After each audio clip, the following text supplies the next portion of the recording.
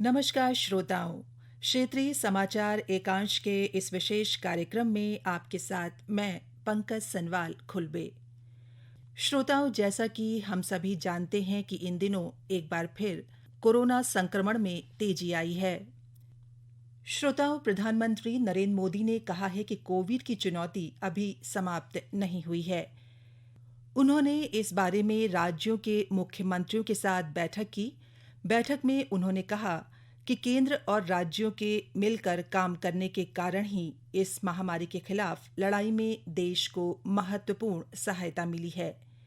उन्होंने कहा कि वैश्विक स्थिति को देखते हुए भारत की अर्थव्यवस्था की मजबूती के लिए आर्थिक निर्णयों पर केंद्र और राज्य सरकारों के बीच समन्वय पहले की तुलना में और ज्यादा जरूरी हो गया है। प्रधानमंत्री ने कहा कि कोविड की चुनौती अभी समाप्त नहीं हुई है और इसलिए सतर्क रहने की आवश्यकता है। उन्होंने कहा कि सार्वजनिक स्थानों पर कोरोना से बचाव के लिए नियमों का पालन करना आवश्यक है। कोरोना की चुनौती अभी पूरी तरह से टली नहीं है। ओमिक्रॉन और उसके सब वेरिएंट्स किस तरह गंभीर परिस्थिति पैदा कर सकते हैं, ये यूरोप के देशों में हम देख रहे हैं। पिछले कुछ महीनों में कुछ देशों में इन सब वेरिएंट्स की वजह से कई सर्ज आए हैं। हम भारतवासियों ने कई देशों की तुलना में अपने देश में हालात को काफी बेहतर और नियंत्रण में रखा है। श्रोताओं, प्रधानमंत्री ने कहा कि देश के वैज्ञानिक और विशेषज्ञ राष्ट्रीय तथा वैश्विक स्थिति की लगातार निगरानी कर रहे हैं।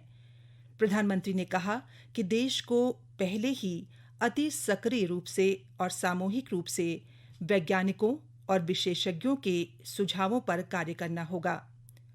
उन्होंने कहा कि बिल्कुल शुरू में संक्रमण को फैलने से रोकना पहले भी प्राथमिकता थी और अब भी यही प्राथमिकता बनी रहनी चाहिए। हमारे साइंटिस्ट और एक्सपर्ट्स नेशनल और ग्लोबल सिचुएशन को लगातार मॉनिटर कर रहे हैं। उनके सुझावों पर हमें प्रिएम्प्टिव, प्रोएक्टिव और कलेक्टिव अप्रोच के साथ काम करना होगा। इन्फेक्शंस को शुरुआत में ही रोकना हमारी प्राथमिकता पहले भी थी और अब भी यही रहनी चाहिए। टेस्ट, ट्रैक और ट्रीट की हमारी स्ट्रेटेजी को भी हमें उतने ही प्रभावी तौर पर लागू करना। प्रधानमंत्री नरेंद्र मोदी ने इस बात पर बल दिया कि सभी पात्र बच्चों को शीघ्र से शीघ्र टीके लगाने को प्राथमिकता देनी चाहिए और इस दिशा में विशेष अभियान चलाने की आवश्यकता है। मार्च में हमने 12 से 14 साल के बच्चों के लिए वैक्सीनेशन शुरू कर दिया था। अभी कल ही 6 से 12 साल के बच्चों के लिए भी कोवैक्सीन टीका की परमिशन मिल गई है। सभी एलिजिबल बच्चों का जल्द से जल्द टीकाकरण ये हमारी प्राथमिकता है। इसके लिए पहले की तरह स्कूलों में विशेष अभियान भी चलाने की जरूरत होगी। टीचर्स और माता पिता इसे लेकर जागरूक रहें, हमें ये भी सुनिश्चित करना होगा। श्रोताओं, प्रधानमंत्री मोदी ने कहा कि ये प्रत्येक देशवासी के लिए गर्व की बात है कि देश की 96% वयस्क जनसंख्या को कोविड का पहला टीका लग चुका है। उन्होंने कहा कि जांच, निगरानी और उपचार की रणनीति प्रभावी ढंग से लागू की जानी चाहिए।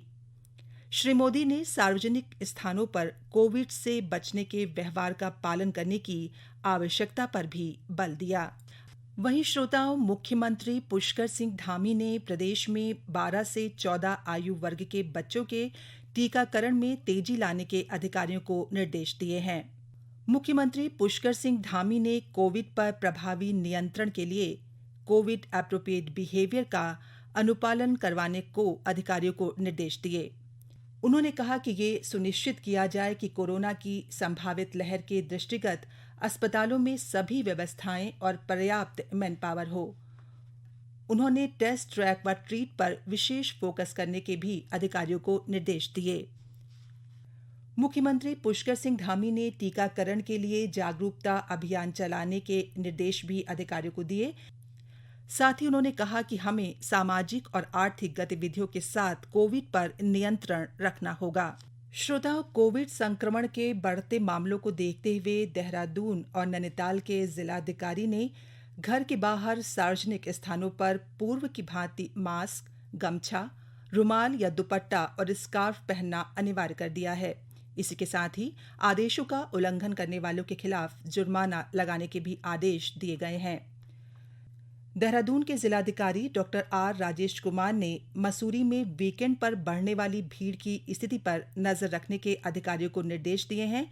उन्होंने कहा है कि जरूरत पड़ी तो वीकेंड पर मसूरी में पर्यटकों की संख्या को नियंत्रित करने के लिए नियम बनाए जाएंगे। श्रोताओं, राष्ट्रव्यापी कोविड टीकाकरण अभियान के अंतर्गत अब तक 188 करोड़ 40 लाख से अधिक कोविड टीके लगाए जा चुके हैं। स्वास्थ्य मंत्रालय ने बताया कि बुधवार तक 19,53,000 से अधिक टीके लगाए गए। इसी अवधि में 3,303 लोगों में कोरोना वायरस संक्रमण की पुष्टि हुई है। स्वस्थ होने की दर 98.74% है।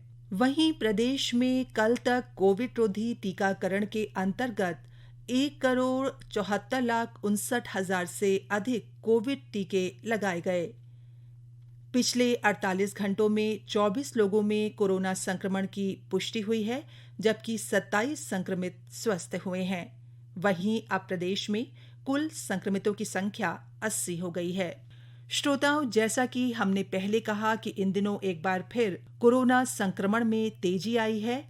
तमाम हेल्थ एक्सपर्ट हालात का लगातार आकलन भी कर रहे हैं, लेकिन ये बात पूरी तरह से स्पष्ट है कि हम सभी को ज्यादा सतर्क और जागरूक रहने की जरूरत है। श्रोताओं, स्वास्थ्य सुविधाओं को दिन प्रतिदिन बेहतर किया जा रहा है।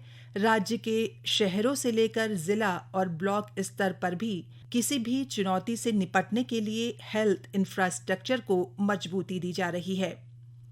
भारत पहले और दूसरे फेज के बाद कोरोना से लड़ने और उसका डटकर मुकाबला करने के लिए पहले से अधिक मजबूती के साथ तैयार खड़ा है, क्योंकि इस बार वैक्सीन सबसे कारगर हथियार के रूप में हमारे पास है और कोरोना से लड़ने में काफी सशक्त भी साबित हो रही है।